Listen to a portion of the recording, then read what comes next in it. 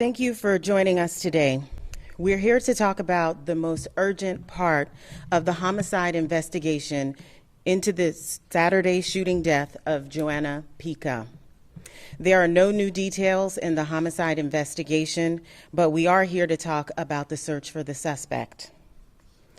The manhunt for Benjamin Bambi Williams is a coordinated effort between the St. Petersburg Police Department, the Bureau of Tobacco, Firearms, and Explosives, and the US Marshals Service. If you have information on Benjamin Williams' whereabouts, please call 1-877-WANTED-2. That's 1-877-WANTED-2.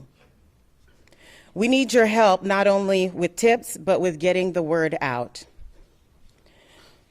It's very, very important that we get him into custody as soon as possible. And so here today to speak about the search efforts are St. Pete Police Chief Anthony Holloway and Assistant Special Agent in Charge Craig Calamai from the ATF. Joana Peca's mother is also here and will speak about her daughter and efforts to locate the man responsible for her daughter's death. It took a lot of courage for Ms. Peca to be here today. We are asking for your utmost respect and sensitivity during her time here at the podium. First up, Chief Anthony Holloway will speak.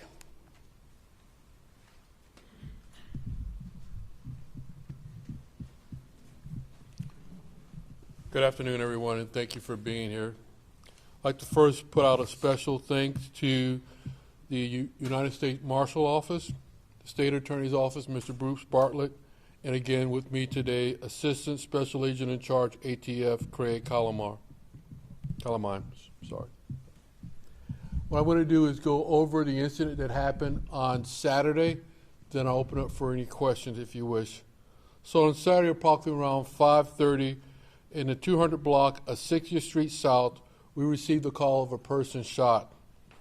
The officers located Ms. Peca in the vehicle who had apparently been shot several times in the face while she was holding her 4-month-old baby. Let me say that again for you, 4-month-old baby. Also in the car was a 4-year-old baby. So again, a 4-month-old and a 4-year-old was in the car when she was shot several times in the face. She was holding that 4-month baby. What I also like to do is thank the witnesses that were there. They actually went to the car. They tried to render aid to Ms. Peca, and they didn't know she had the baby in her arms until they moved her. So again, that's how close that child came to being killed. So today, we're here to announce that there's a reward for the capture of Mr. Benjamin Williams, known as Bambi. ATF has had a reward for him, and also we were just informed this morning the United States Marshals Service is also offering a $10,000 reward. So with that.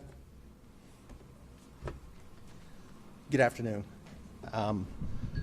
First of all, let me offer condolences to the family and the victim. ATF has been a strong federal partner to the St. Petersburg Police Department for many years. After I learned about the terrible and senseless death and details surrounding that, I was able to come to the chief and offer up a $10,000 reward for the capture of Benjamin Williams.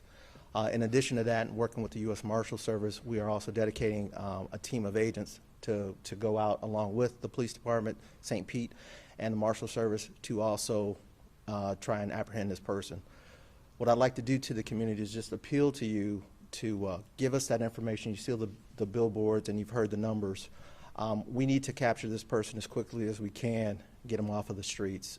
So I'm just appealing to the community. Someone has seen him, and we're asking that you get us the information and contact that line as soon as you see him. Thank you. Craig, could you spell your name, please? It's K-M-A-I. Thank you. So I'd like to thank our federal partners because as of this moment, the reward for the capture of Williams is $20,000 for anyone that has any information on where we can locate him and where we can bring him into custody and for him to answer to the crime he has committed. So with that, I'll open it for any questions. Chief, do you think this is a nationwide search? Is that what has been involved? We don't know what it is, but we just know that he did kill someone in our city, and thanks to our federal partners, there's no place for him to hide, because wherever he is, with this information that's out there, we're going to find him, and we're going to do everything we can to bring him to justice. Do you think he's left Pinellas County? No, we don't know where he is, and that's why we're asking people today that after this press conference to please pick up a phone, please text us or whatever, and let us know where Mr. Williams is, because we want him off the street. This family deserves this.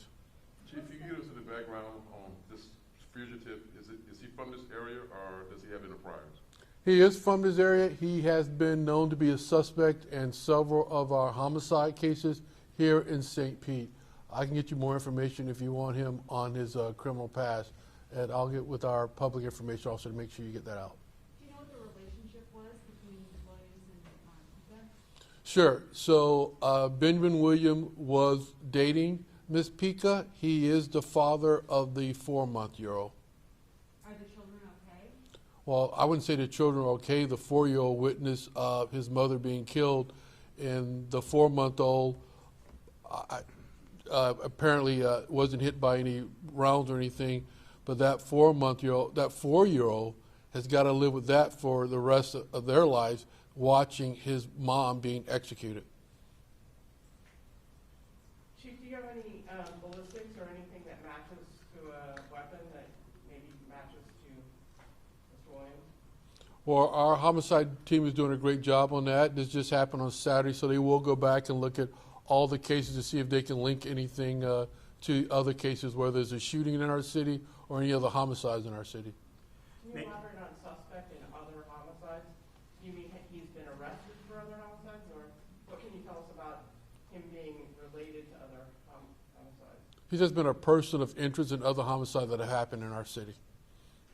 Craig, can you tell us if you can look at the bullet or the casings and whatever projectiles have been received in evidence from the police department? And is there such thing as bullet DNA, and maybe tell us what type of gun that would come from? Well, fortunately, St. Petersburg has the ability to do that by entering the shell casings into their own system, the brass track system. So that will be conducted through St. Pete, and they will actually have that ability to look at that. And yes, it does have a particular stamping and marking, these shell casings would. Now, whether or not they're matched to any other homicides or any other shootings is left to be seen, because the priority right now is to this homicide and getting this individual in custody. And I know one thing that all federal agencies can help with a local agency is, obviously you brought money towards a reward, but you also help bring money in the forms of overtime and extra investigative services as well, don't you? Absolutely. As I stated before, we are a very good partner with St. Petersburg, and we do have means to provide overtime for their officers in situations if they ask for, or if they're working a particular case. So yes, we do bring that to the table as well. And I want to add on that the ATF is a very strong partner with us. As you said, prior to this, we've already had that piece of equipment here in our police department where we can do ballistic research on that. So the detectives are working on that. And that piece of equipment was given to us last year by the ATF, so we want to thank them for that. Were there any domestic issues that have been reported to you between these two individuals? To my knowledge, no, there was no other domestic issue that I've seen here at the police department. But again, we'll get you more information on if there was ever any calls about domestic relationships between the two. Is there a UFAP warrant out for him as well? I'm sorry, was that? The UFAP warrant, the federal warrant to flee prosecution. No, the only warrant that's out right now, the warrant for his arrest for a second-degree murder. That's the one that's outstanding for him at this moment. Chief, does he have any other pending cases against him, do you know? Again, he's a person of interest in several cases, so once we get him in, we would like to talk to him about those cases also. Okay. My colleague says that he was arrested for a felon in possession of a firearm charge last year, and the state dropped those charges. Do you know anything about that case? I do not, but again, I can do some research and follow up on that for you. Thank you. Anything else?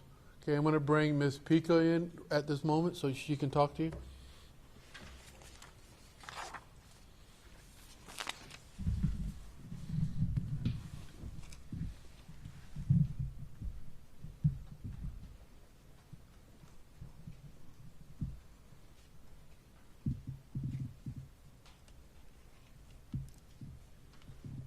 I am Joana's mother. Wasn't easy for me to come today in front of you guys. But we need justice. The babies need justice. Joana was a wonderful daughter. Most important, she was a wonderful mother of 2 babies. They went on the bed that night, out seeing their mother, out saying goodnight to their mother. I'm here to beg everybody. I need your help to find this guy. People like him, they shouldn't be on the street. Today he did it to my daughter. Tomorrow he can do it to somebody else. Please, if anybody have any information where he's hiding, please, please come forward and call the police. And they're working on it. Those babies need justice. We have to take care of them now. Both of them, they were on the car that day, then she got shot. One of them in front on her hands, and the other one on the back of the seat. Both of them, they are traumatized. Please, I'm begging one more time, please, please, if anybody knows anything, please come forward and help us. Help everybody. What is your message to Mr. Williams?